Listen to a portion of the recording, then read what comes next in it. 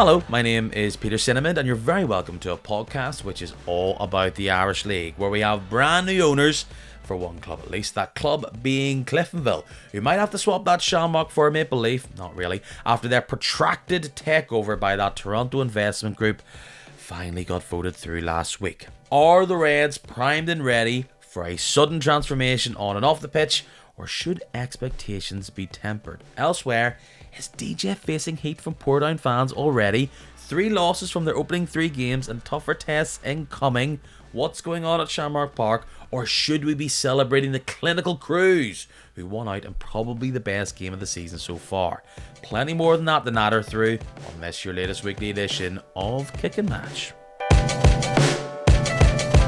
Get loud, get excited. If you haven't read the description yet, it is indeed the first podcast appearance of the year of journalist and Irish League writer Barry Flynn. Hello. Peter, always a pleasure, never a pain. How are you keeping? All right? I'm doing alright. How was your summer, Barry? I summered well. We had a good bit of summering. What did I do? I didn't go far, just Donegal for a couple of days. So, yeah, listen, the gap between the end of the season and the start of the European stuff really is getting closer and closer and smaller. So, yeah, you can't escape it. And then the first week in August, you're straight back into it, and the intrigue just grows. And I think we had a few chats off air about where we could go with this, but the intrigue is really there already this season, and it's very exciting. You might claim that your post-season break felt short. The one thing that definitely hasn't felt short is this wait, finally, for this Cliftonville investment to cross the line. Didn't even talk about it last week because I thought there's no point getting into previewing and what could be and what should be, because we've been here, done that. But after much back and forward and changing of boards, etc., Cliftonville are finally under new Canadian ownership. They are no longer a fully member-owned club.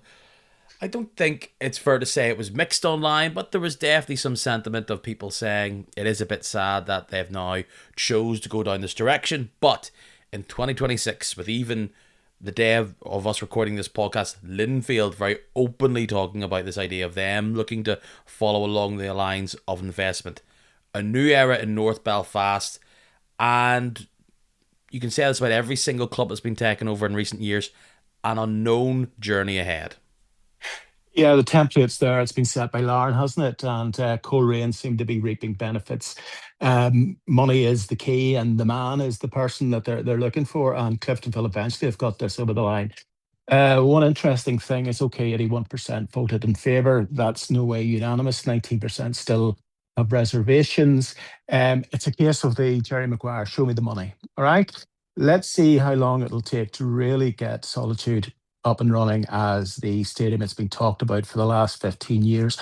I know planning permission was granted for the old stand at Solitude in about 2014. That's 12 years ago. So this new consortium has come in. They've talked about the money, they've talked about the ground, they've talked about investment, the players. It's a case of let's start seeing that on the pitch and off the pitch, because as far as I'm concerned, or I know, they have the planning permission there, they've got the plans there. Let's see when that stand comes down, and then you will see at Solitude that things are beginning to change. I think Jim Magilton has been sort of caught in the middle of this crossfire for long enough, but the board now seem to be in place, the investors are in place, and they seem to have that Cliftonville link as well with Kevin Cross. And yeah, if I was a Cliftonville supporter, I would be very excited, Peter, but it's a case of, let's see change at Solitude, and let's get Solitude an all-seater 6,000 stadium, which is the template for the Irish League going forward. And Cliftonville are that club that really, have that potential. That's why they've been invested in. So let's see where this takes us. But I think the board and the investors are shrewd enough to know it'll not happen overnight, but incremental change is what's needed. And those supporters who have put faith in that model now need to see that coming to fruition, need to see that change, because the great history of Cliftonville, as we know, it deserves this investment, and they need to have that structure behind them to bring this club forward. So it's exciting times, but then again, it's a bit like the life of Brian. I know you're the Messiah because I have followed enough of them, right? Faith is the word, isn't it? Because we don't know how this is going to go. And if you look back at the past few years of Cliftonville's history, it has felt a bit like purgatory. Like they've been waiting, not really making a huge amount of decisions long term about where they're going to be and what they're going to do. And you particularly see that not only within the grounds of Solitude, but also on the pitch in the squad. Nothing feels particularly long term. They've held on to some assets and went, right, when we finally get taken over or somebody comes in, then we can start making some big decisions. And broadly, like they were out of the top six a season or two ago, they've been able to ride that wave. They're not exactly where they were 10 years ago, but look, the league is very, very different. I think, because a lot of people have talked to me about this who are the normals, the non-Irish League fans, asking, okay, heard about that Cliftonville thing and them getting taken over. Why would anybody come in and want to buy an Irish League club?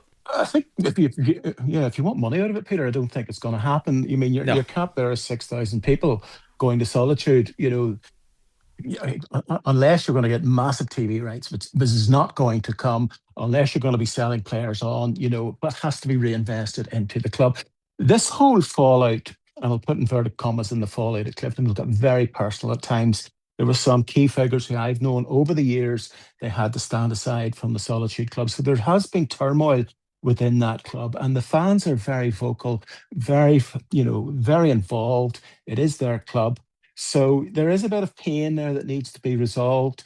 There is a plan, a blueprint there, but I personally do not know where you're going to end up to be some sort of millionaire out of investing in a local soccer club. You see, Lauren, I mean, the money they're doing going into Europe and consistently, it looks like getting into those the league strata of the Europa Conference League, that's bringing in money, and that is the blueprint, and that is what these clubs are aiming for. But on the other side, Peter, too, you need to appreciate too the chaos that Larne in the Irish League and in Europe is causing. If you have 4 or 5 clubs that are owned, all trying to get to that promised land of Europe to get some sort of investment, well, it's going to cause chaos across the Irish League. But then the question is, are you content with what you have in the Irish League, or do you want to make it grow? And this is where the ambition comes in. But I really don't see if they break even after a successful season in the Europa Conference League. Maybe that's the aim, but attendances will not go through the roof. Investment and TV rights will not be coming in, unlike Scottish clubs, etc., and the English clubs. So where is it? Is it a faith? Is it a love? Is it just a love of the game and a love of the old club? We don't know. But yeah, if they can all do alarm, well, maybe there is something coming out of it, but it's a limited. It's the top shelf in the Irish League, and it's a very crowded area if all these clubs are going to be going for it season in, season out. But hey, what do I know? I'm not a finance guy. Just a supporter of local soccer, and the supporters of Cliftonville have put their faith in this an Irish Cup every season. Well, we'll see how it goes, but you need to be consistency winning the Irish League if you're, talking about that level of investment coming in. But it's a good thing we have that. But again, look at Glentoran. See, I'm slightly more ambitious with the idea of look at the state of Solitude, and even with that, it's still drawing in quite a decent number of fans on a weekly basis. And if you look at that and you fixed up that side of the ground, that stand, you added a few improvements that makes going, and I do think this is a massive blockage to drawing in new fans, is just the game day experience. Are people going to somewhere where they feel comfortable? It feels like a nice place to be. There's nice amenities there. And I don't think a lot of grounds do. And if Cliftonville can sort that out, I think there's a pool of fans across Belfast, even beyond, who would be drawn to the product that Cliftonville provide, who have that connection to the identity of Cliftonville. And you might ask, why would you see Cliftonville as a club you can invest money in? Because actually, if you do have a stadium which will cost money, and remember, there's public money coming as well. All right. That's right. Yeah. So that's coming in, which helps with the investment. But if you get a team which is drawing in 3,000-4,000, being ambitious every single week, you then add in success in Europe, maybe the Irish League growing. Like we've seen at the very top end of football, where what 5 million used to be and is now vastly changed. And I wonder, Yeah. do a lot of these investors see these Irish League clubs as real growth opportunities? Doesn't look really clear how that's Hmm. going to work out now. But if you increase the amount of people coming through and the revenue Hmm. increases from either TV or other aspects, and remember, if you're a bigger club and you're getting better players and you're selling these players on, like look at Linfield, Hmm. they're Yeah. talking. Roy McGivern's talking about how Linfield are feeling a bit tough. Their books aren't exactly balancing. Well, I'm sure it would be a massive help if Troy Hume had been sold for 10 million, 12 million, 50 million this year. Hmm. And that's where potentially, if you're a bigger club, better trading, that costs money as well. Dividend they get out of that. Yeah. Yeah. So I imagine, I think that's potentially where the growth is, and that's where these business people are saying, if we get in now, because Belfast is a decently sized city across the Hmm. UK, and Hmm. look, the context of this also Yeah. is that you're seeing people online tweeting out the Yeah. finances of League of Ireland clubs. And wow, wow, wow. That is I'll tell you, scary, the Peter, debt that they're talking about. a story. Yes, indeed. Some of those clubs, like at Shamrock Rovers, they felt the confidence to build a 10,000-seater stadium in Tala. Bohemians are getting Dalymount Park rejuvenated and rebuilt. About time as well. There's four clubs in Dublin. Is there? There's Tokyo Park, there's Shelburne, there's St Patrick's Athletic, there's Bohemians in Dublin. And Dublin would say be 150,000 people more than Belfast, but they seem to be maintaining this 4 to 5,000, attendance at each of those games on a Friday night. One of the most interesting things I can say is that if you go into YouTube and look at Irish League football from about the year 2004 to 2012, 13, and even Cliftonville before they won the leagues. If you look at some of those games at Solitude, the McAleary stand, which is behind the goal, so sparsely attended. It was okay, the other stand was open. But after they won those two leagues in the 2012, 13, 14, they did get that new breath of life. But Cliftonville fans can be very fickle sometimes, as can be a lot of other fans within the Irish League. Success breeds success. Um, if you build a 6,000 Cedar Stadium, when you're playing Crusaders on Boxing Day, when you've got Linfield coming, Glentoran coming, that's great. But if you're at the bottom of the league or struggling, it's going to fall away. So it's all about success. And you look at Dublin, my daughter lives not too far away from Dalymount Park in Phibsborough. And on a Friday night when they're playing at home, it really is like a carnival atmosphere from about 4:30, 5 o'clock. And that's the type of thing that they're doing. When there's a big derby, for example, against Shamrock Rovers, I mean, the Gardaí of the place cordoned off from about 1 o'clock that day. Well, can be a bit reminiscent of some of our Irish League games. But do you know the phrase from what do you call the Kevin Costner, Field of Dreams? If you build it, he will come, which is often misquoted as if you build it, they will come. I would rather bring my two nephews to an Irish League game at Solitude or wherever, where they're sitting down, they're feeling safe. And that is only going to come through when this stadium stuff gets done, because that'll transform Irish League football. And I think Solitude will be transformed. And it's how the club then go out into the community, which they have been doing. But if you have a baseline level where you need 2,000, at least 2,000 a match at home to break even, it's a lot of work to maintain that if the club is not going through that sort of good period. It's just tapping into that support base that will support you through thick and thin. And Cliftonville have that base, but it needs to be built upon if this dream is to come true to make it a profitable. Yeah. Needs to be energized. Yeah. Yeah. Like, I think sometimes what we forget about with the Irish League is that it's a football product, which is the most popular Hmm. thing here. It's not for everybody, right? But like, look, thousands of people are not packing out. I mean, packing out the Odyssey for Belfast Giants game No. for the quality of the ice hockey. So don't come at me about standard of football. All right, it's everything else around it, and people feel a part of that community, and that's ice hockey. So, and I know it's a national, let's say it's the only ice hockey thing going. People come from everywhere, right? But when people say about ambition for the league, you gotta say it's an open door. It is the thing that most people who enjoy sport, who should be your base, they know about it. They're into it, and you're just trying to go. If you like this, Premier League more often. If you like this, then why don't you try a local flavour of that? And look, that has been the aim of the game. It's been a discussion which has been happening in the Irish League for donkeys, Thing, but Peter, it's one thing I will say, and I have a friend who's a Glentoran supporter, and he has mentioned this phenomena that is happening on the Lower Newton Ards Road is the gentrification of the Sydenham end at the Oval.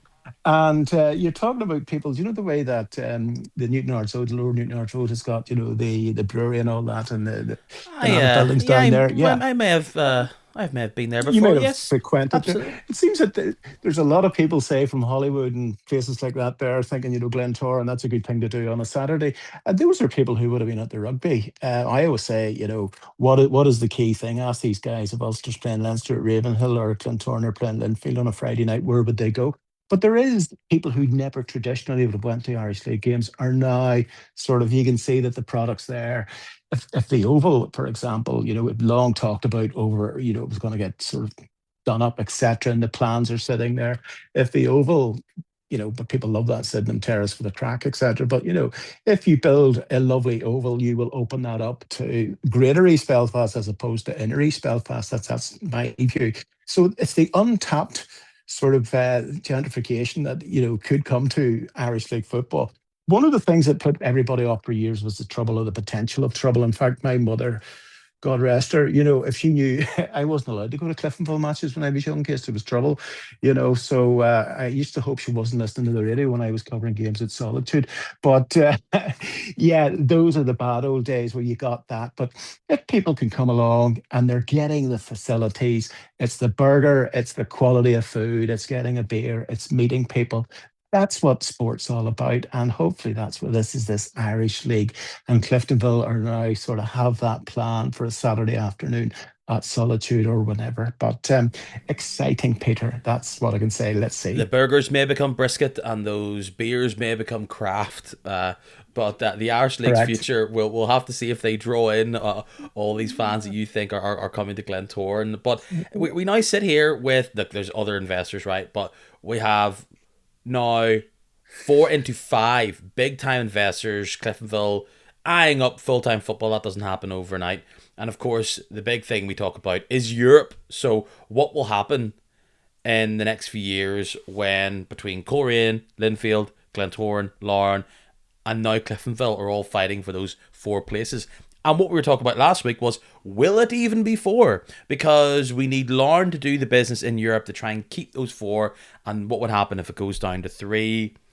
It's looking a lot better than it was this time last week, because not only did they get a victory in that tie, they do it by winning 2-0. They now go to Inver with that nice cushion. And according to my good friends, NI coefficient on Twitter, apparently if Lauren can beat Lincoln Red Imps within that tie as well, top 50's confirmed. What we all worrying about? But for Lauren, they can breathe slightly easy, but a lot of work to do at Inver. It's going to be a massive night at Inver Park this Thursday.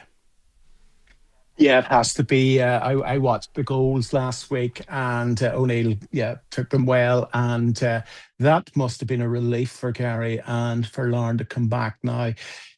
Surely they can't lose two goals, because to me, I think they're a level above the Lincoln Red Imps.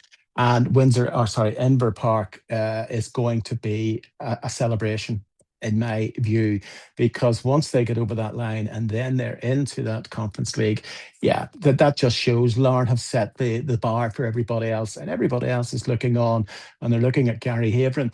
But my issue about Larne is that whenever I was at the actual final day of the season, and the trophy arrived in the helicopter, you could sense this is only our ticket into Europe. I felt that, this is just the league. Years ago, we got the league, we'll go around the pitch, and then that's away on holiday. They knew, because they're a professional club. I spoke to the investors, and it just seems to be at a higher level. And you can see how the Irish League fulfilling fixtures has become an issue for Larne. And then the whole row blew up with the game against Coleraine, and Gary didn't hold back, saying that it needs to be a matter for the administrators now, for the good of the league, to get involved and say, no, that game's not happening. That created badness and bitterness. It wasn't needed. And if Coleraine next year, say they win the league and they're playing Larne in the first few matches this season, it'll be interesting to see what happens. But pettiness like that is one thing, in my view, that's going to hold the Irish League back. But Larne, that template that was set down 7, 8, 9 years ago when they were in the championship, has brought fruition. And now they're not even looking at Irish leagues. Of course, the Irish League is the bottom line for them, because then that will bounce them into that. They feel confidence going in because they've played over the last 2, 3 years in Europe, and they've been mixing it with these people. Whereas for a lot of teams coming in, like Cliftonville and whatever, they don't have that experience that Larne will have. And Larne are just playing at a different level now. And that's going to benefit them in the league this season when they do come back into it. Yeah. They have looked experienced in their European ties. Big help, Hmm. of course, in that tie with Lincoln Red Imps, with the fact that the Imps go down to 10 men within half an hour. Look, it Yeah. was a yellow which was overturned into a red thanks to this new oil fangled thing of VAR. I must admit, Yeah. if I was looking at that from a Larne perspective and the roles were reversed, Hmm. I think I'd be pretty miffed. There was aggression there in the entanglement, but Yeah. Yeah. clearly the ref thought there was more than just a scuffle, and there was an elbow in there somewhere, or at least an attempt to use an elbow quite strongly. And look, Lauren benefit in this occasion, but I could see it being flipped and being very annoyed if it was.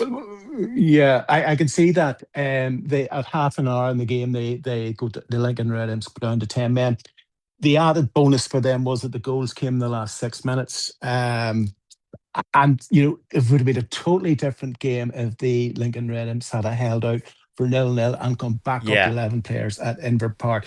But O'Neill and O'Hara, they got the goals. The second one coming on 93 minutes to add the cherry on the icing on the cake. So that has changed. Literally, it was a game changer. It took them a long time to break down Lincoln Red Imps, but they did. And the fact was, they come away with a 2-0 victory. It's 11 against 11. The last thing they want to do in the second leg is lose a goal early on. But there's something about Larne. They have that added edge of professionalism. And under Gary Haverin, they'll play the game that they need to play.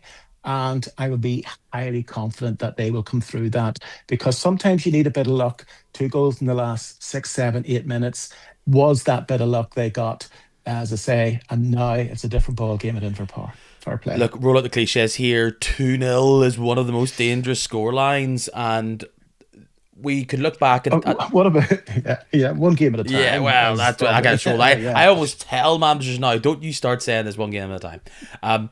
Look, we'll see how this game plays out. I do think that, particularly from the early back and forward of that game, that actually, Lincoln Red Imps do look quite strong, do look quite physical, technically good on the ball. We expected that. They'll be more disappointed than anybody that they've not been able to take advantage of that home tie. Lauren had that bit of an advantage that the second leg was going to be at home. And we all know that Lauren are quite strong defensively. You do think that if they hold back, that Lincoln Red Imps are going to score, and then, oh no, what do we do if they've got 40 minutes, 60 minutes to try and get that second goal? In turn, you Yeah, I don't want think Lauren. defense will be Yeah, important. like Yeah. Lauren will not want to fire men forward either, and then get caught out. So yeah, I agree with you. 0-0 at half time, and then just see it out. But a goal would be fantastic. Settle the nerves. I very much doubt it's going to be a non-eventful game on Thursday. I'm sure it'll be another roller coaster, and as we alluded to there, a lot on the line for the Irish League. Not just Larne.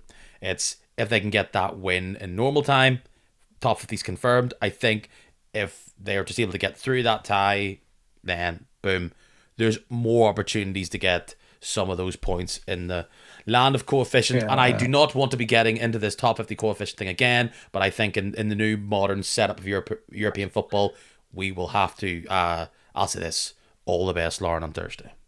Yeah, don't mention coefficient. That just makes my mind go to jelly because there must be some It's like magic something those weird cricket formula. fans would be into. It's like, like Duckworth Lewis, The get away. Duckworth Yeah. Lewis, yeah, or what do you call it? You ever done an election, a PR, proportional representation election, Mm. trying to work out transfer values? It's a Oh, nightmare. But I'd be more into listen, that. yeah, let the coefficient police work that one out.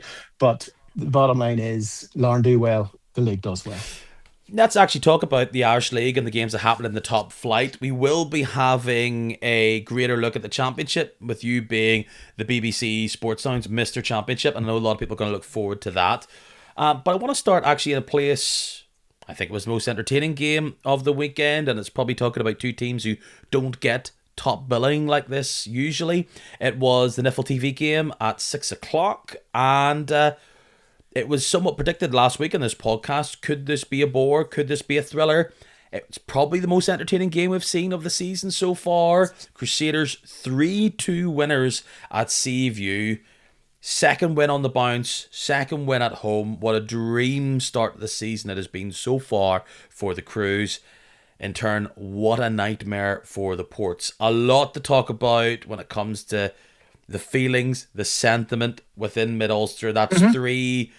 You can even see in the discussion within Niffle TV, Niall Curry talking about it, three 50-50 games, three winnable games, and of course now Portadown see a vastly more difficult schedule coming their way. But let's talk about the positives for the Crews first. Adam Brooks, hat trick. They nearly threw it away, but they did the business. Lots to like about the Crews performance, and the Yeah, positives are them going forward.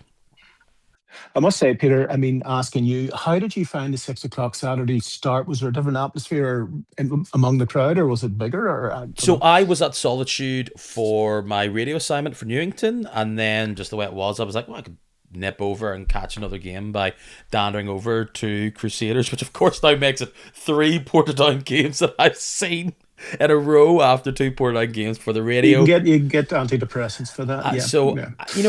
I tell you what I noticed the most about it, and look, this is always going to be weather dependent.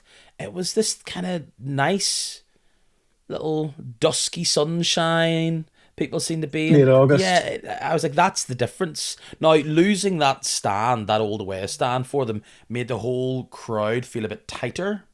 So I Yeah, don't know if that added to it a wee bit, but I think the fact that it wasn't blowing a gale potentially added to it. And, when you're sitting there by, depending where you are, you feel really close to the action on the shore road. So, yeah, yeah, it's a great view. both And what fans about seem to Adam be in Brooks? decent voice anyway.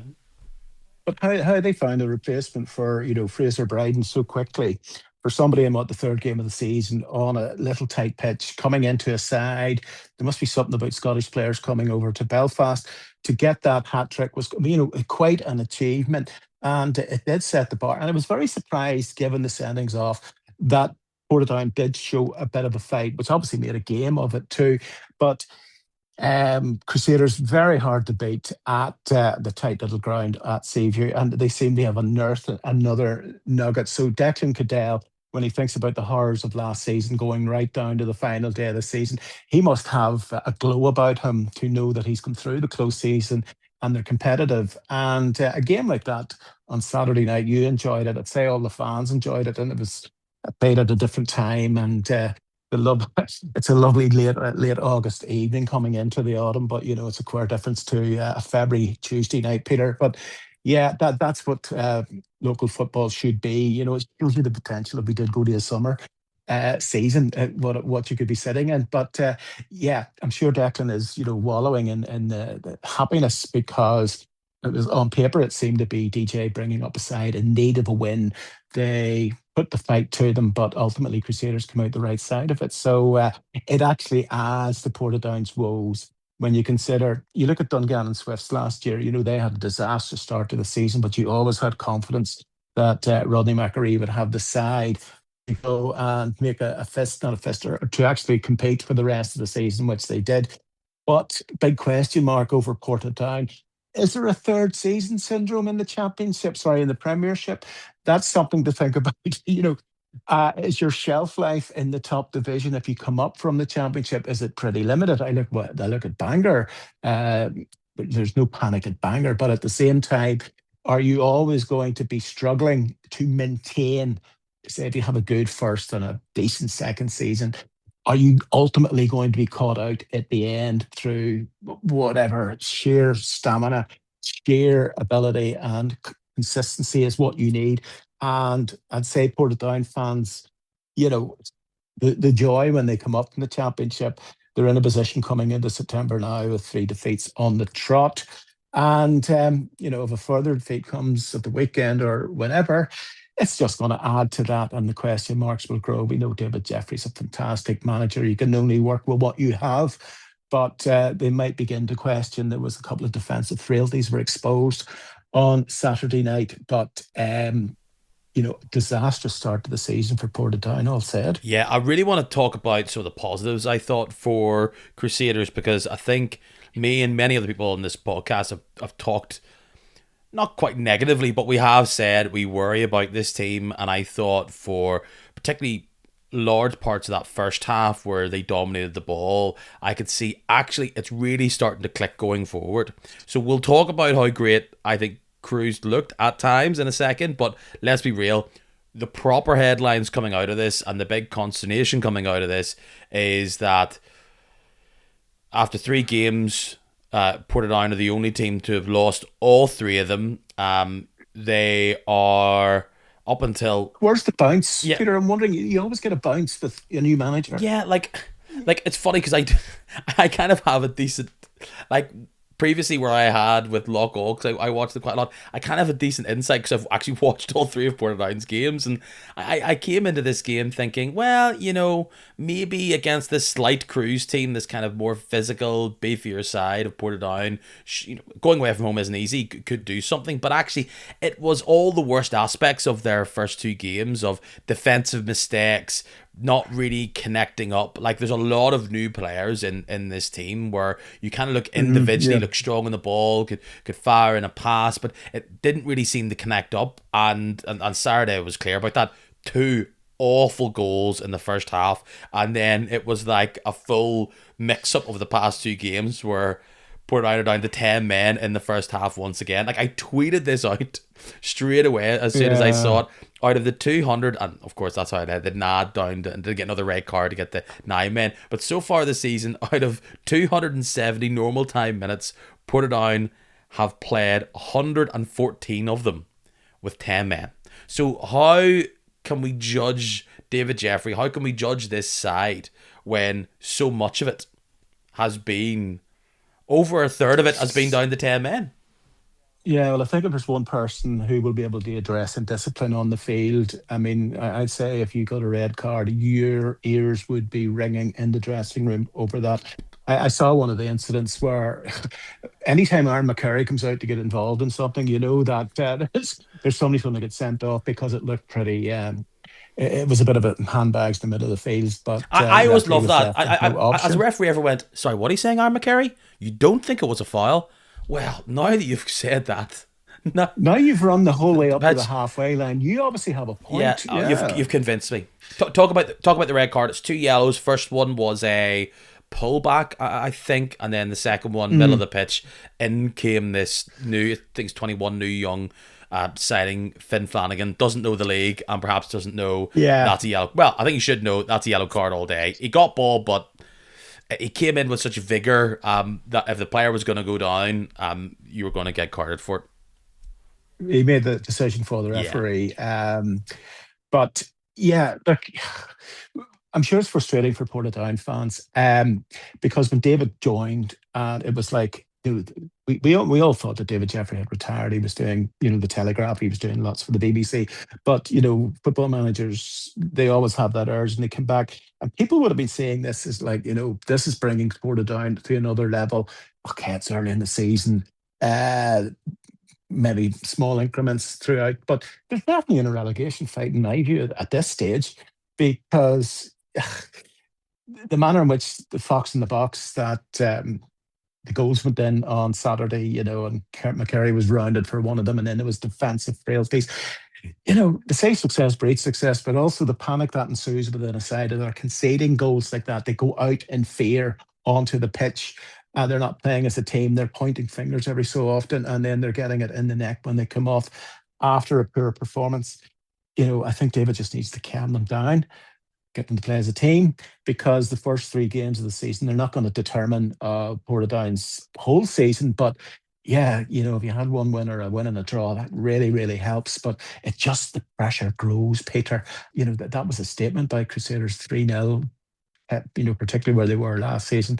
And that's what Crusaders fans lap up season in, season out. And Declan Cadell, he felt it last season, and results like that, even coming through 3-2, getting on the right end. Nobody will remember, at the end of the day, whether Portadown put it up them and it was close to the end. It's just those 3 points on the board that matters. Absolutely. And Portadown down to 10 men, Cruise 2-0 up, and cruising, let's be fair, in that first half. There was many people that thought, and I kind of felt like, I might just, this is what happens with the red card. I thought this is probably not going to be a massively entertaining game from here on, and how wrong was I?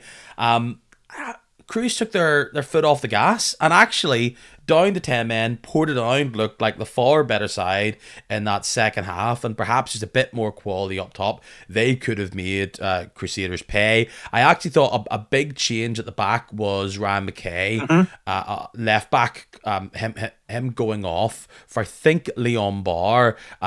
That seemed to unsettle that back line. He's the player that loses an aerial duel, yes, with Eamon Fife, where Eamon Fife wins the header and collects the ball himself, and then does what he's done quite well in a Portadown shirt and Rollick at home. This comes off the back of Barish Altentop doing something that I don't think he's ever done in a Portadown shirt, and that's hitting a ball in half volley from a knockdown at the corner. But of course, the reason why Crusaders win out, they win 3-2. Now Portadown were very open at the back, and this free-flowing Cruise side kept attacking and were unlucky on multiple occasions. Adam Brooks could have got fourth with a shot that just slammed off the crossbar. But the reason why it's 3-2, mistake at the back again. Jack Scott passing it back, and it went straight into the path of a very alert Adam Brooks. Took it around the keeper, and it was 3-1 before it was 3-2. But shaky enough for the Cruise.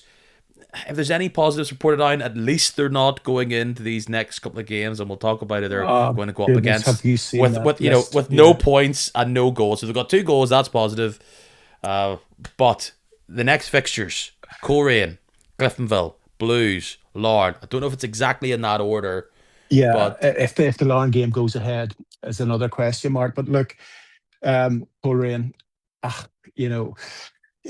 they played poorly against them. Not poorly, they played underwhelmingly against Carrick Rangers on Saturday, but they always had box, as I say, Joel Cooper raise that game and get that goal and put them ahead. But look, if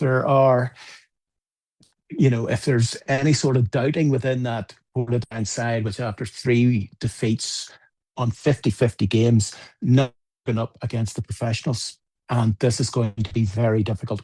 And this third syndrome, in my view, could really become a reality after this run of games, because the Cliftonville, Coleraine, Larne, and the Blues will be looking at this as 3 points against a side who they're really fighting to stand still in this league, and to the worst possible start to get, and then to go into the fortresses against these professional sides will be the acid test. And if they do not get anything out of that, what would the table look like at the end of September? It really could be stark, Peter.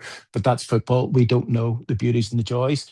That comeback, that bit of ambition, that bit of hunger that Portadown showed in the second half, too little, too late. The damage had been done. So we live in a different league now, where the haves and the have-nots, and it looks as if Portadown have not so far this season. Absolutely. There's a wild variety of views you're seeing online. One, you're people comparing this to the Doolin season, if people can remember the last time Portadown had such a difficult start to the season. I think this team is vastly, now the league's changed of course, but vastly more experienced, far better quality. But then other people are comparing this to Glenavon last year. new boss, people who Yeah. talk about has the experience, has brought in a whole lot of new players, expect them to do better, struggle early, and then never get rolling once the difficult fixtures come in. That feels more apt. I just don't know if I see it. Look, I may have blinkers on because before the season I was the high man on where Portdown were going to be, and I'm looking incredibly foolish right now. They're better at home, are the Ports, but like people are talking about David Jeffrey being under pressure. I think that's a bit over the top. Oh, yes, of course it is. Yeah. But Peter, let's be But he realistic. must be thinking, what have I signed up for? Well, I think he has. He wouldn't have done it unless he did know that he will be there for it's not he's not going to be judged in the first 2 or 3 games. He's a legend in Irish League football. You can't do that with David Jeffrey. But if you go back over the last 10 years of Portadown and say ever since Ronnie McFall, Pat McGibbon, okay, and then we had Vinnie Arkins coming in to the Portadown, and then Niall Curry, his first. Matthew Tipton, he was there for 4 years. But I remember going right back to 2016 when Pat McGibbon, the club was in a bit of a mess at that time, a lot of issues to do with administration even at the time. But Paul Doolan, 2022, Niall Curry came back for his 4 year stint, a local boy, and now David Jeffrey comes in. It's been that he's not good enough. Let's get somebody else. There's evidently it's not the club. It's the standard of players going onto the pitch. Ultimately, they did get relegated. They did come back up. That was a joyous day when they actually won the league against Dundela. Is that the only time that stand has been packed at Shamrock Park in the last 10 years? Realistically, for the Town fans to win a championship. Sometimes because the TV angle at Shamrock Park does not lie, and you can see, Portadown fans are only in that stand facing you, and it's very sparsely populated for many games. And those days of the 1990s are, it is a generation ago, but yeah, I don't know. They just haven't been competitive. I'm looking ahead now at this season after coming through that 3 game start and what they have in front of them. Portadown could be in this battle for relegation from the off. And it's not what David Jeffrey had envisaged. But look, we'll see. But those 3 50-50 games, as Niall Kerry pointed out, you would have expected something.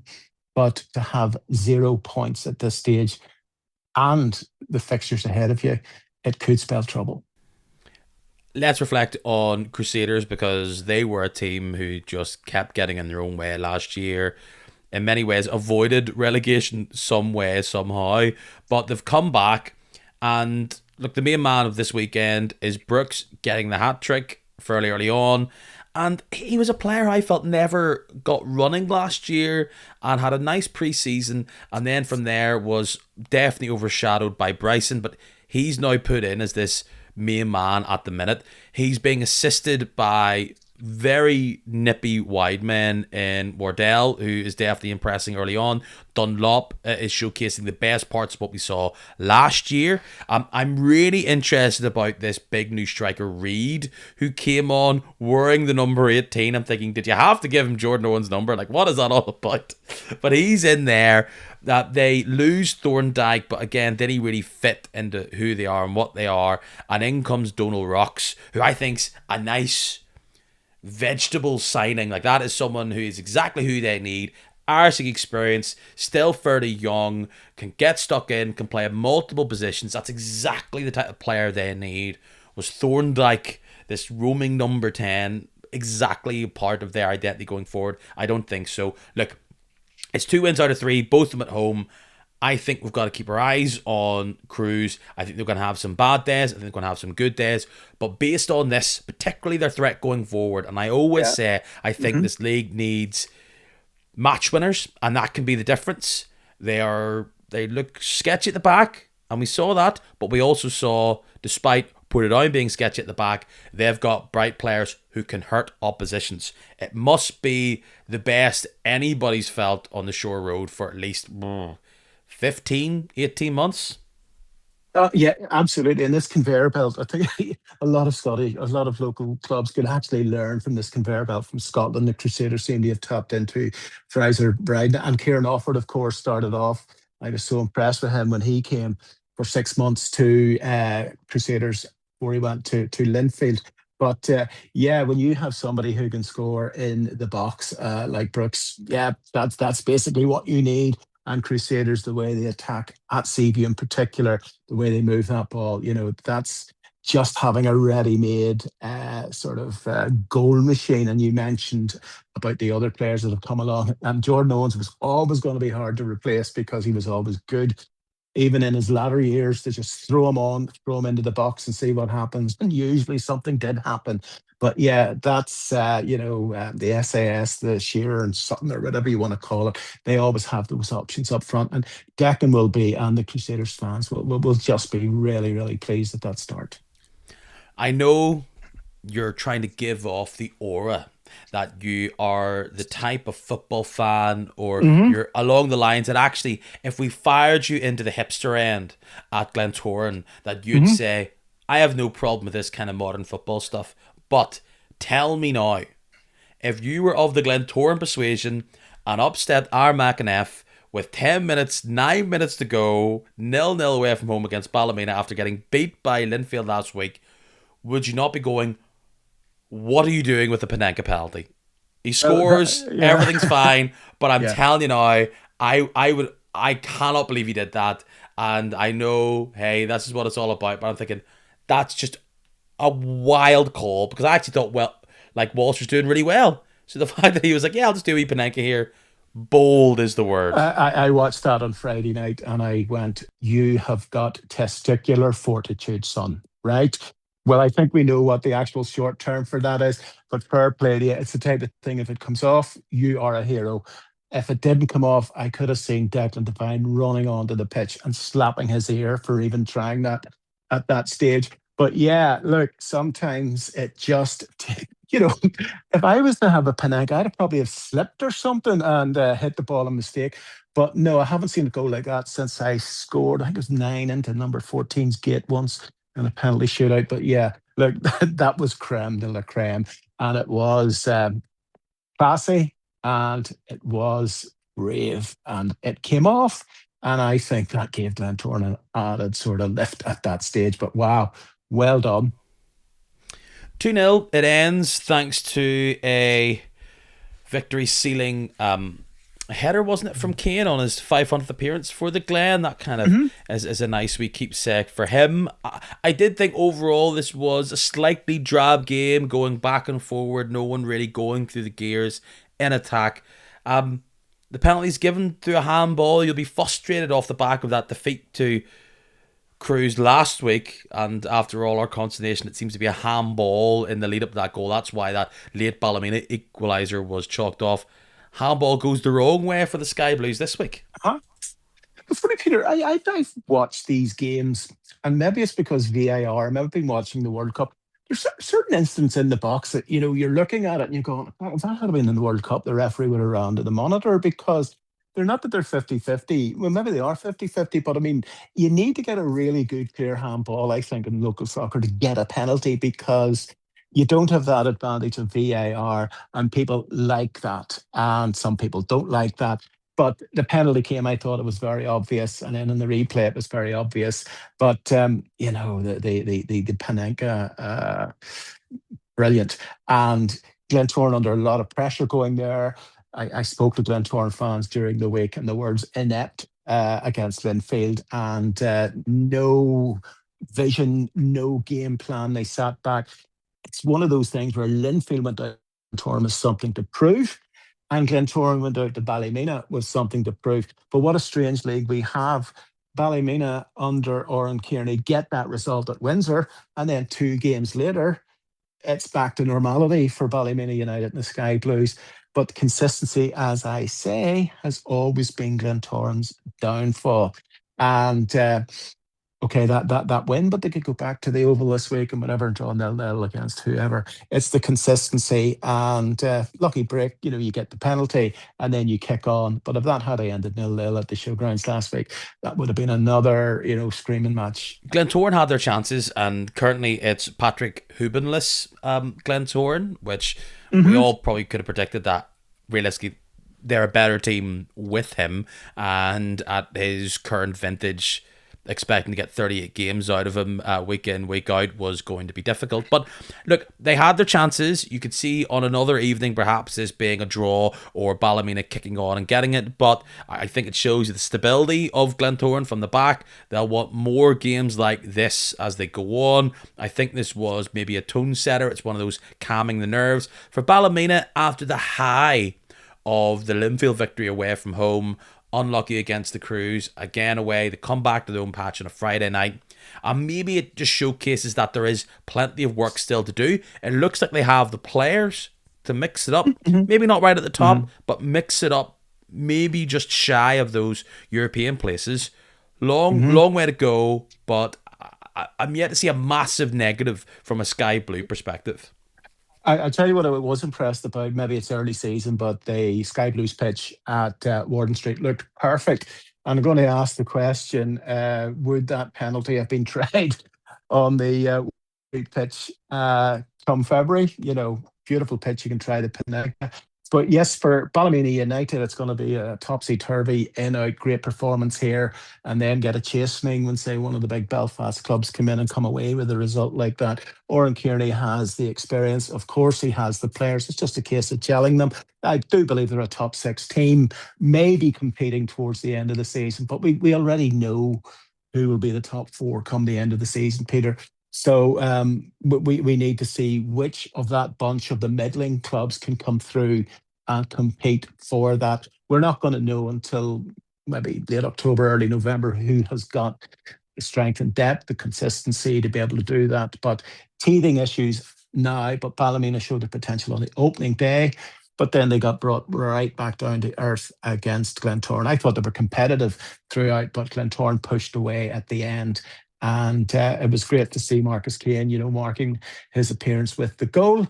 So, I mean, it was a happy trip back to East Belfast for those travelling fans on Friday evening, by all You means. talk about how much you like the Ballymena pitch. Rory Higgins did not have similar sentiment about the Carrick pitch. He emptied it post game on the radio. I don't think Carrick were happy with that. But they do go back up to the North Coast with 3 points, and used this word earlier there. A competitive game Hmm. with Carrick. I think this showcased now a Carrick without Heatley or Lecky. I think it shows you. Look, it's going to be health and keeping these players on the pitch consistently for Carrick is going to be their biggest difficulty. Like there's that medical room at Carrick are going to have a lot of work to do, and if they keep them on the pitch, maybe they should be thanked. But look, it seemed like a really nice back and forward game, and in the end, it's the quality of Cooper who gets that goal, and it's doubled up thanks to Ben Doherty, who's having a nice time currently in new surroundings at Coleraine again. And yeah, like these are probably the games and the results where come the end of the season they'll be forgotten about, but will be key when it comes to placings. And yeah, two decent teams fighting out for 3 points, and it's Coleraine and their bright Yeah, purple kits which went out. I like it. I like it. Yeah, I like the commitment The, to the the shorts and socks. That's what I like. the thing is about the pitch. I think to you because he was watching the opening day of the season, could see a different version of it from where you have been in the stand, and I did see the highlights of the of the first of the season game, and there were a lot of ball patches, but you could see it wasn't in pristine condition. I can recall going to Taylor's Avenue in the year 2010, and we had a bit of a freeze. And I remember the whole pitch was black down the middle where the frost actually just burnt, if you can get what I mean by that. Yeah. Burnt into the turf. And there has always been an issue, and I know Carrick are talking about eventually getting the 3G, 4G up there. It is. You see, I actually don't know if they can Oh, based on like levels or size of pitch or something. I don't know if but the way Taylor's Avenue is, I don't know if they are ever going to be able to get one. But maybe I've just got a bum steer on that. Yeah, that's actually a good point, and I'm not into the technicalities of it. Um, but No quantity no surveyors here. quantity surveyors here, but um, that is obviously going to get worse over the season. And of course, they were hindered. They didn't have Lecky and Heatley. That would have given them that cutting edge, over the 90 minutes as well. But you just sense that Coleraine are getting into this rut of just being able to claim points, battle, grind, and then when they need that little bit extra, Joel Cooper will produce. I know he picked up an injury on Saturday, but when you talk about squad rotation with Coleraine, that's what that squad has been built for this season. Get you know if they can go to a pitch like that and win, and then go back up to the showgrounds next week and play their expansive, game on that 4G pitch. You can see that, in my view, that those tough games in Carrick are the ones that'll get you over the line. And if it had been 0-0, you'd have said that Coleraine missed it there. But there's just something about them, Peter, that they have that wee bit extra to do. And I know that they were skating off the pitch afterwards, but it's the same pitch for both sides. And ultimately, it was Coleraine did what they needed to do. They got the 3 points, and that set them up nicely. Some people have hit out quite strongly at Rory Higgins, saying that with their investment, with their setup, and yes, they're the full time team. Some people have described it to me Mm-hmm. as they found those comments quite arrogant.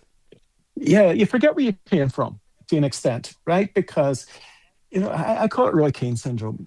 Like just because you're a team with all this investment and players earning Mm. big dough, etc., full time, do they have any right to come into a team like Carrick and say really it should be a Well, lot the better? showgrounds at Coleraine were up, for years and years were known as, the pitch wasn't the greatest. Ballymena United have gone through this too, but all because the magic money tree arrives at Bandside, and then you can do this and you can do that, and you're operating on a new model.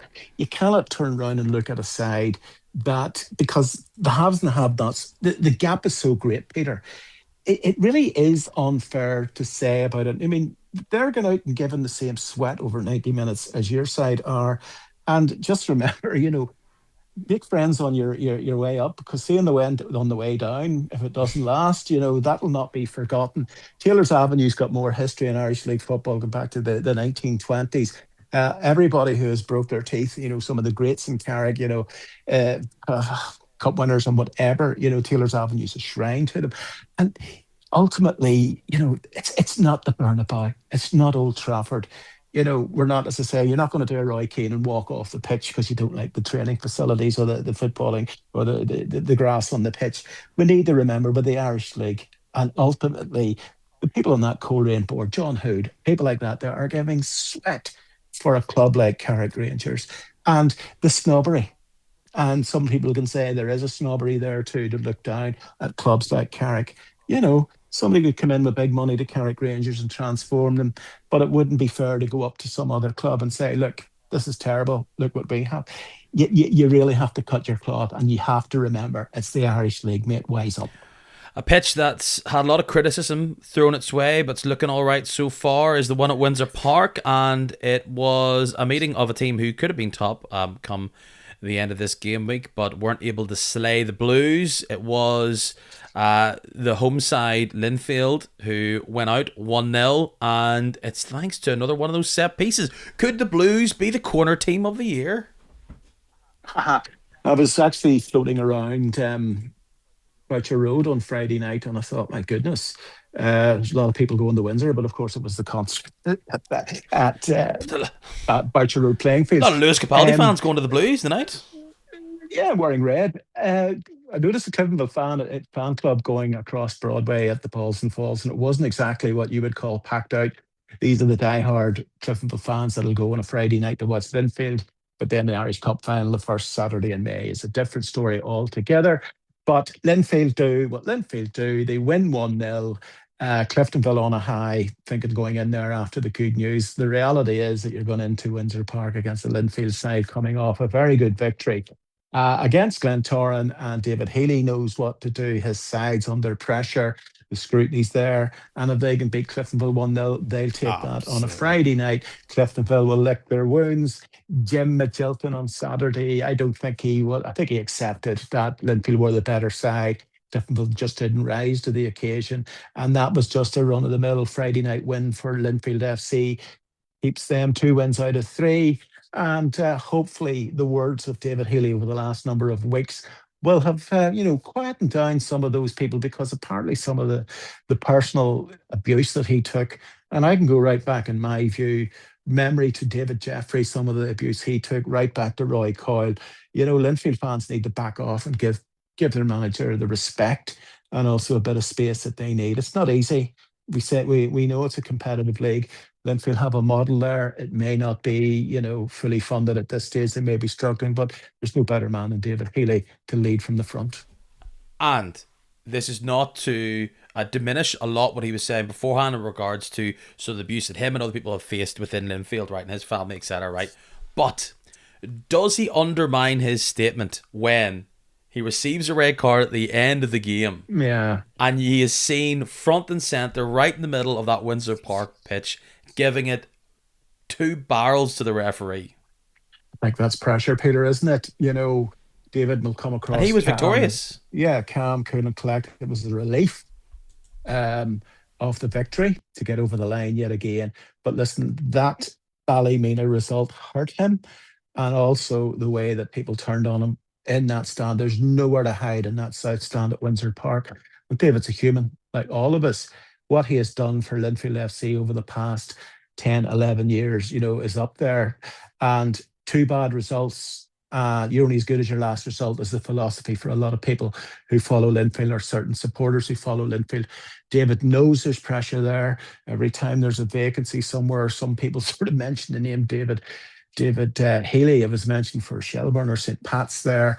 So he doesn't want to leave Linfield. He's been there, bought the T-shirt, but it hurts. We're all personal. We're all humans at the end of the day. You lose a game, and one of the things I noticed, and you'll notice, Peter, is we don't interview a losing manager after a game, because it's a very sore, raw, and it's a bad weekend they're going to have at home.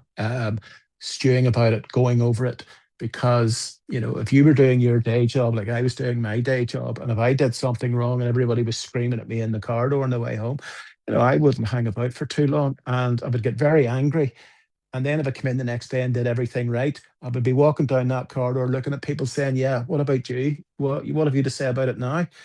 Um, life, life of a football manager, who would want it? And when you close the door on a Saturday night after defeat, that's when the stewing starts, and that's when you're thinking and thinking it through. It's not easy, but fair play, David. That's what I say. And we end with a 2-0 victory for Dungannon at home against Bangor.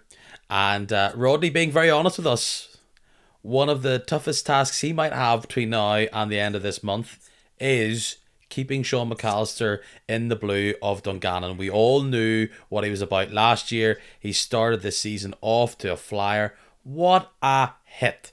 And in a league where we all want goal scorers, we want talented players in your side, is anybody going to take the plunge and bring him in? Could they bring him in?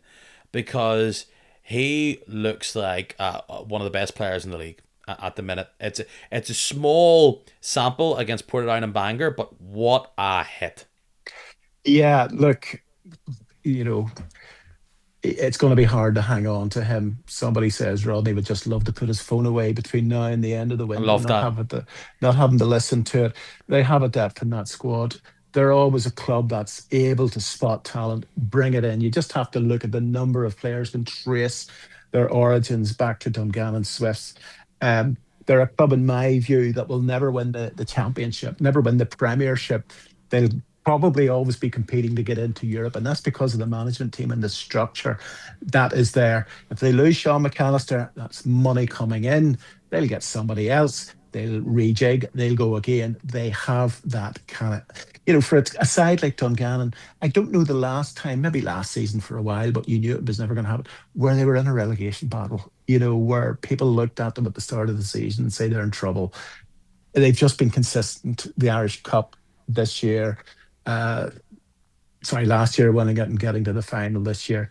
Rodney knows if Sean McAllister goes, that's just part and parcel of what Dungannon do, but they'll be able to put a team on that'll compete. But on the other end of it is the Bangor conundrum. And we talk about third season syndrome for Portadown.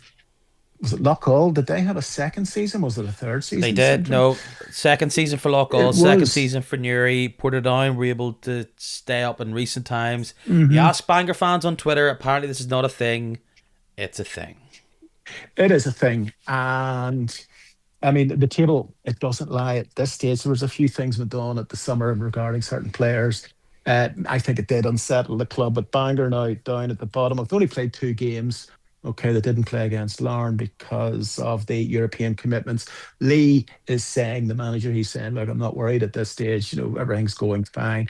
But there's a difference in getting that opening day bounce against Cliftonville last season, which sets you up on a high. And now, like Portadown, you're beginning to look around you, and players beginning to look at each other. But Bangor is a club transformed. Whenever they went up to the Premiership, they have everything in place. And I think maybe they may buy in. They lost a few players as well. But yeah, second season syndrome. Is there somebody up there who does not like championship clubs in their second season in the Premiership? But it's going to be a battle. That's the way it's been the last number of years. You can pick your sides who are in that battle from, it'll be in it till after Christmas or from after Christmas.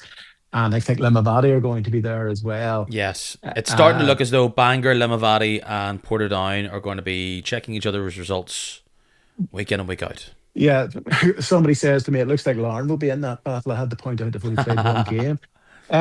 If I was to look at it, Carrick, Dungannon, Crusaders, Glentoran, Cliftonville, Coleraine, Ballymena might get dragged into it in my view, but between Bangor, Limavady, Portadown, maybe a gap to Ballymena, but two out of three, Portadown, Limavady, and Bangor. That means every time they play each other, it is a six-pointer, Peter, and it's unfortunate for the league.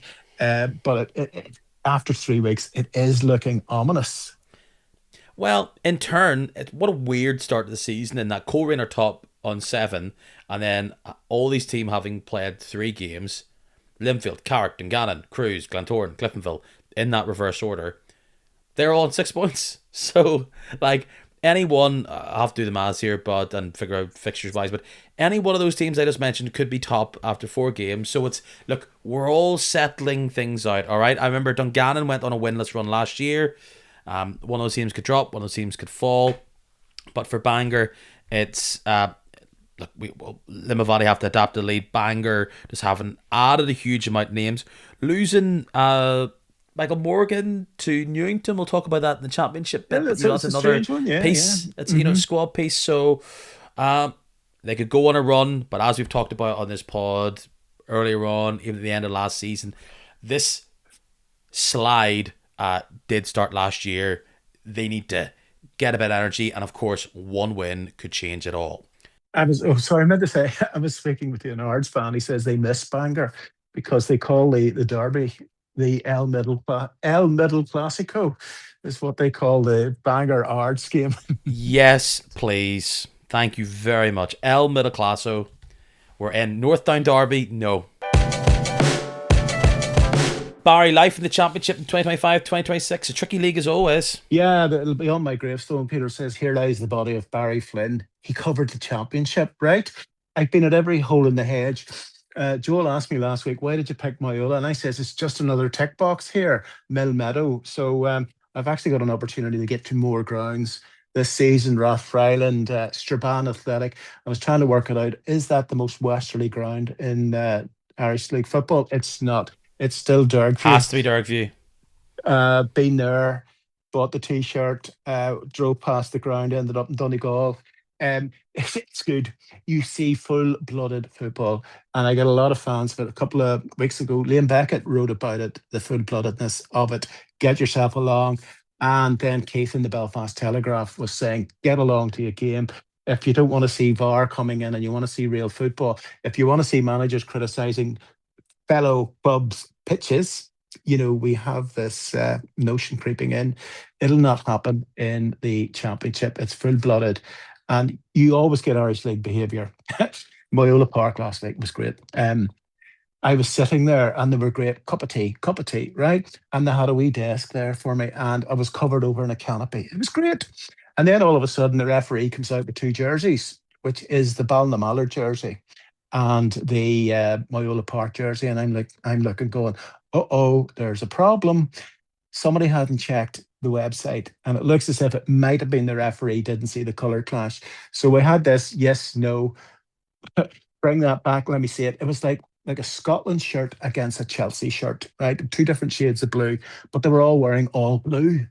I don't think that the socks even changed. I don't know. And there was hemming and hawing, and the solution was, you may have heard, was that they had to run and get for Ballinamalard the Moyola Park third kit from last season, which was yellow, right? So Ballinamalard, the yellows played Moyola. Ballymallard has have Uh, three kits. no, no, Moyola had three kits, Myola right? had three kits last year. Myola Park had three kits. My Yeah, I goodness. mean, Modern look at football the gone mad. fan. It is madness gone mad. And so we had this game, and they handed me the team sheet, and it was one to whatever. Everybody had the number. But then when they got the old numbers out from the Myola Park third, it didn't fit some of them. So it was a mishmash. It really was. So I had to go to the Ballymore kit man and get all the numbers changed. It was up there with the time that.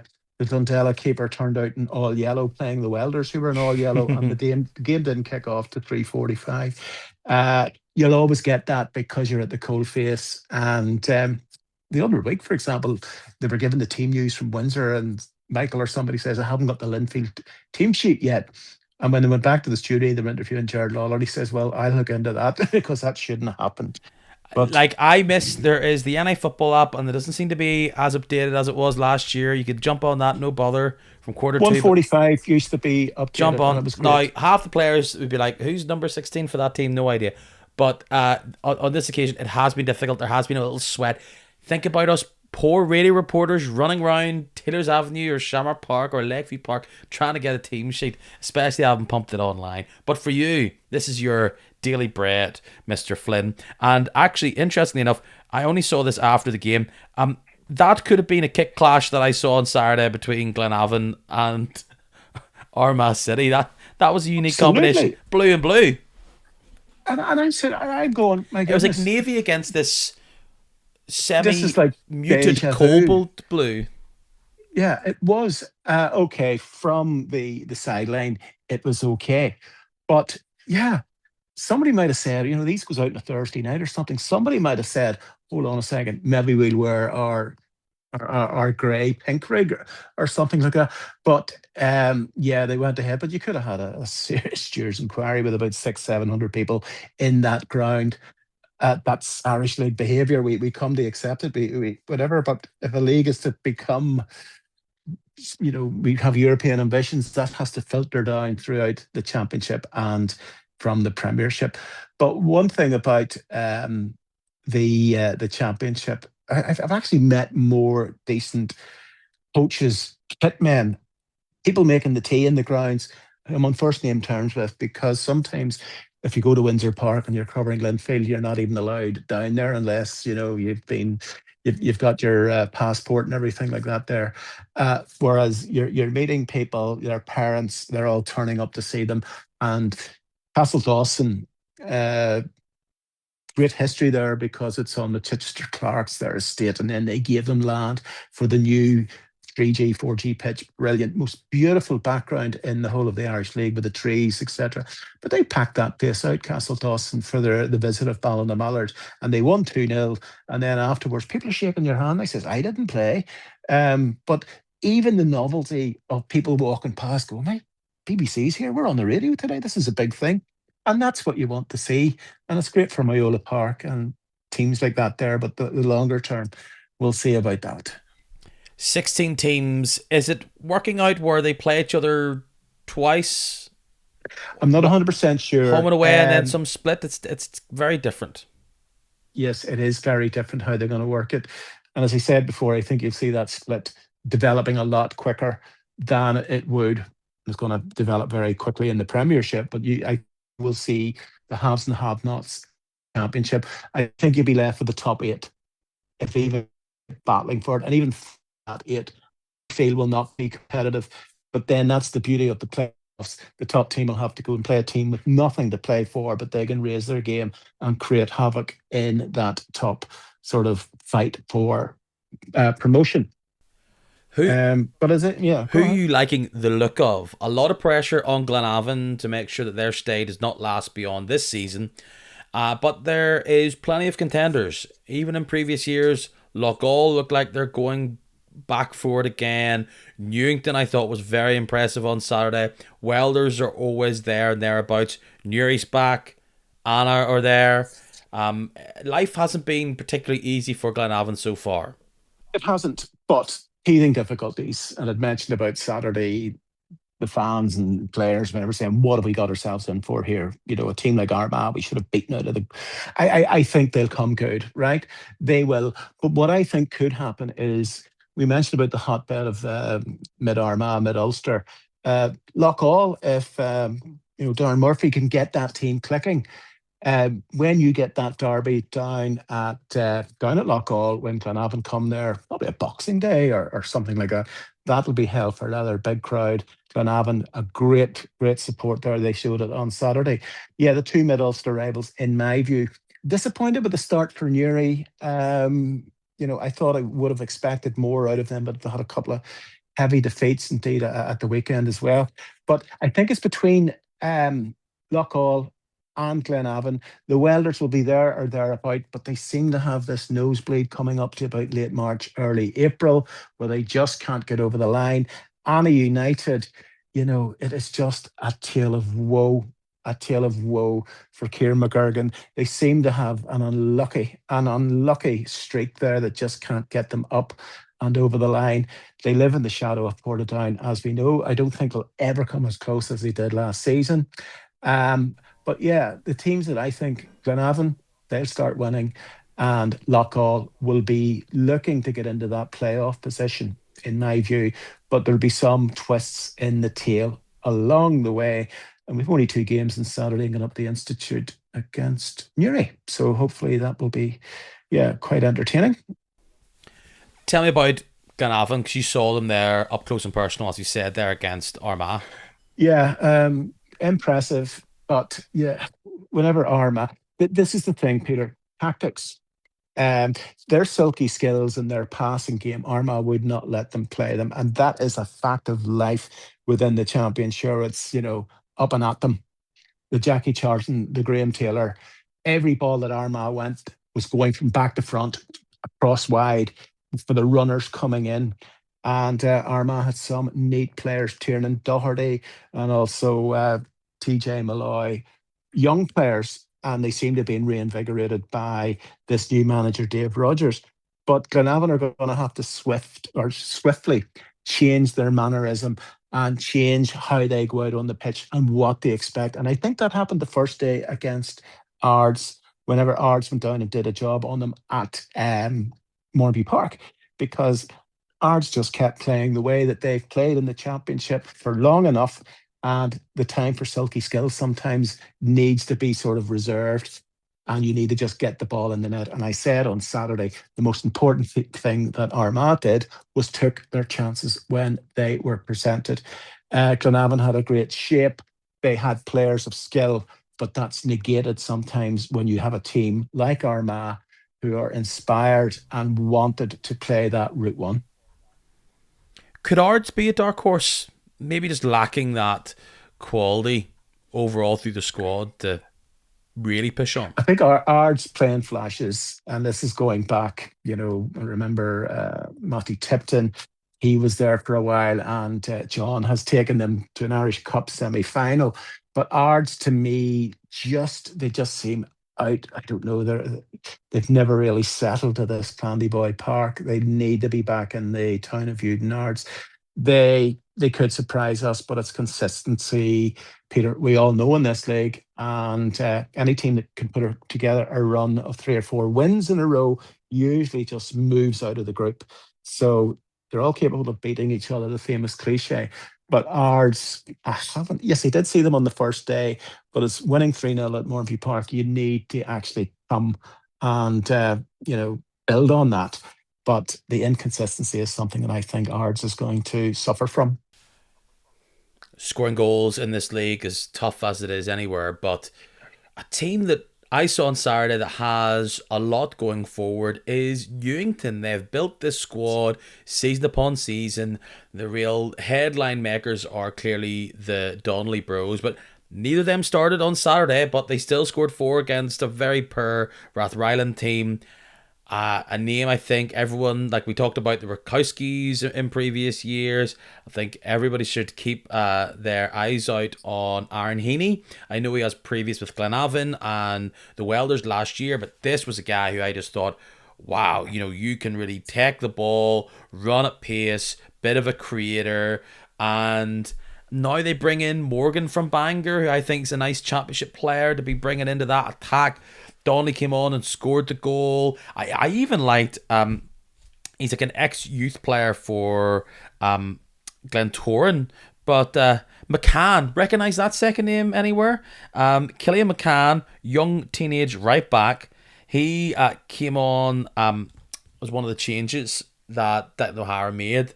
And I thought, you've got some thrust going forward, a bit like his old man Tim. Yeah, the father, many a time, he has sort of graced solitude in his early days. And what a name to actually bring to Newington. You wonder whether this will be a springboard for him. But Donnelly and, of course, Seamus Duffy. And on Saturday, Jay Donnelly is worth at least. Oh, what a hit from Seamus Duffy. I don't know if the video's out there, I'll but go have a wee it look was at it on really YouTube nice. later. But Jay Donnelly is a 20 goal a season guy.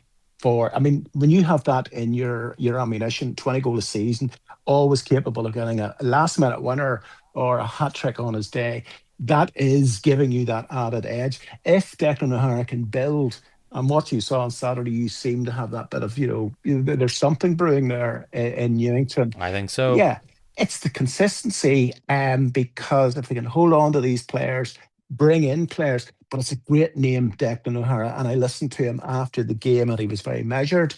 He seemed to know that what to do with this side, how to play this side. He knows the players inside out.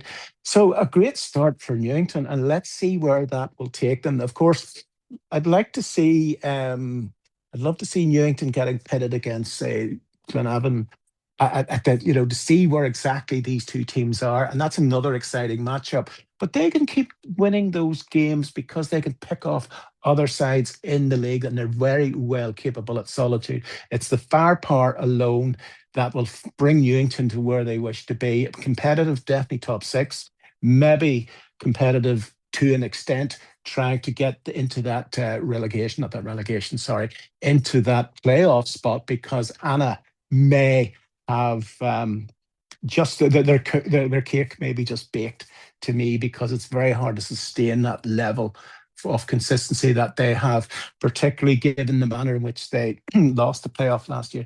They never came as close. But Newington, I'm going to have to go and see them, Peter, because they are exciting on their day and they'd be good to watch. And if there's something brewing there, that gives another dimension to the championship. Fair play. And here we talk about second season syndrome earlier on in this podcast. Rarely do you see a team who don't get back up at the first time of asking really push on in the next year. But Loughgall looked to have held firm here. They add in, like, Ferris came in and he didn't play any part on Saturday, but winning out away from home, went down to 9 men with 20 minutes, 18 minutes to go. That's a bit of gusto. That's a bit of Well, they could grit. do something Portadown can't do, obviously, with 9 men, and we know how to keep 9 men, composed on it and sort of playing to what they, need, playing tactically to keep another team out, how difficult that is. But last season maybe was like a first season syndrome back, where you just reconsolidate or consolidate, and let's see where we are. Let's see how they can take us. Darren's still there. He's still a brilliant manager. He knows these players inside out. Loughgall's disappointed last season. I think Anna eclipsed them. Some of those games were great games, County Armagh derbies.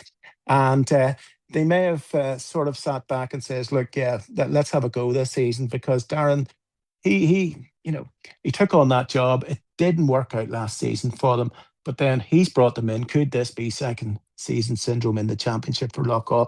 I hope so. It'll make it very, very competitive. I think if there is a team that will really run Glenavon close, that will be Loughgall. But watching Glenavon on Saturday, you begin to think, but look, they have the ability, they have the squad to pull things out. They'll not get caught the way they did against Armagh again. Well, they shouldn't. And it intrigued me going this much in depth with the championship. So, what's happening on Boxing Day? Well, Armagh will take on Loughgall, Ballymallard against Mola Park, Glenavon, Anna, like a weird kind of Portadown Lurgan rivalry, somewhat reunited there.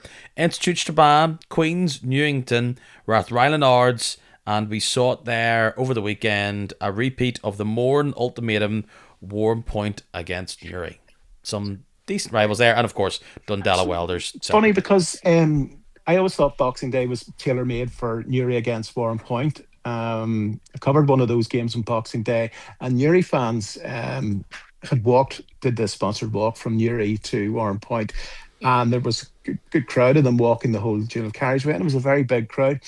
And I thought that would have been the key one. I always feel sorry for Ballymallard because when you're trying to get them a good gate on Boxing Day, a local derby for them was to go to Dungannon, which is a good 40 odd miles away. It's not like going from Solitude to Seaview. And I think you said they've got, was it Strabane or something they've got in the on Boxing Day? Myola, I think. Myola, yeah. So, yeah, that's the game that I covered a couple of weeks ago. But we all know Boxing Day games are... Well, hopefully by Boxing Day, Christmas, Ballymallard or Myola, they'll get a new kit. And it will solve all that issue for next time. Yeah, should do. Okay, this weekend, game week 4 in the top flight. No Ballymena Larne because Larne are either going to be commiserating or celebrating their victory or loss against Lincoln Red Imps. So we start on Friday, and this easy run for Portadown continues. Home against Coleraine, another Niffle TV game for you to all watch. I don't think we're going to have egg on our face by not predicting a Portadown victory here. At home, they're a different side, but it's like most teams going up against Coleraine at home. Shut it down, boys, and hope you can grab them on the counter. Now, Coleraine do have a soft back line. Hasn't exactly been sorted yet, but it's not like Portadown have showed that they have the firepower to capitalise on that. I don't think Bash Altentop is going to be scoring many more volleys from a corner. I think what we need to know is that the only team that Coleraine have failed to score against thus far is Larne, and the only team that failed to score against Coleraine is Larne. So I think that tells you all you need to know. Wounded animal, of course, we can say that about Portadown, but unfortunately, I think you could, if Coleraine score early there, this could end up 3-0. To the Bandsiders, they'll take the foot off the gas, in my view, if they go to 3-0 up by the hour mark, and the game will just peter out. So for Portadown fans, unfortunately, I think this could be another difficult watch. Yes, I think it might be like a tricky, it was 2-0, late on, whatever, but I do think Coleraine are going to win out here, maybe 2-0, 3-0. A goal for Portadown would be nice, with 11 men on the pitch. Maybe that's the task. Don't get sent off, boys. Bangor against Carrick. I mean, in the same way we're talking about the Ports going against the likes of Carrick Rangers and Dungannon, see them as, and Limavady, whatever, it's 50-50, like to win games. If Bangor are to get their season up and running, are to get points, like Carrick are not the side they have been in previous years, as in I think they're better. But on their own pitch, could they make it difficult for Carrick? I think they will, but I still think Carrick should win out here. Yeah, the Higley back, or to add to that firepower up front. As I say, Bangor are a side. We've discussed it there. They're desperate for this one. I know Lee Feeney's going to be sending them out, sort of charged up for that game. But over 90 minutes, I think Carrick Rangers will come away. Maybe a draw, possibly a win, but I don't see Bangor winning. Maybe they'll get their first point, but I think Stephen Baxter has Carrick very shrewdly set out on the pitch. And after last week's defeat, they'll want to get over the line. I think this will be very tetchy. I think it might be frisky. I think Bangor are going to have to take the battle to Carrick. And I think they could frustrate Carrick, to be fair, if they can just get that ball out of the box and force them to try and play it in the air rather than on the ground. It's not like Carrick totally blew away Limavady. Carrick are probably a better passing team than a lot of the people give them credit for. Will that pitch be set to that? Well, Cliftonville were able to do it. I'm going to say 2-0, 2-1 to Carrick. Cliftonville Swifts. I think the Swifts have not been a very nice side for Cliftonville to play against in recent times. I think this could be a high scoring draw. 2 2. I think, Peter, you would be right. I think it's got a draw written all over it because Rodney will have them set up. Jim Magilton will have them set up. They could cancel each other out. I think back to the, the Irish Cup final. Okay, different sides, but you sort of knew, they were two well matched sides. I think it'll be a very tactical battle. There'll be a lot of passing across the back line. There'll be a lot of, it'll be very, very bitty. Chances will be few and far between. And to me, I think it'll not be nil-nil, but I think it could be one each. Limavady host Linfield. Weirdly, this was actually a pre-season friendly. Linfield go back up there trying to get the same result they did in pre-season, and that being a victory. Like, there's so many storylines here, and the fact that Limavady were able to beat the Blues in the Cup last year. They've got plenty of old boys and the Laurie brothers there. I mean, it would be a brilliant scalp if Limavady were able to get like a 0-0, a 1-1 draw. I'm sure that's what they'll be playing for. A nervy game, I can imagine, for Linfield, who, look, I think actually Frizzell and McGee, they connected up well on Friday night. I think they've been two of Linfield's best players of the season so far. But they'll need them, particularly Frizzell, to unlock what I think is going to be quite a stout and unforgiving Limavady back line, who will not want to play much football and keep that ball in the air and just bleed out as much time as possible, as much as you can do in the season 25-26 with all these new rules. I still think Linfield are going to win out 2-1. It's one of those conundrums, isn't it? Because you look back at I look back at the Limavady side who I saw week in, week out, who won the championship. And one of the things you need to do in order to compete in the Premiership is completely change the whole buy-in, and you need to sort of, you have to be cruel to be kind, and some players have had to be let go. Um, they hadn't had a great start to the season. Have the team had time to gel?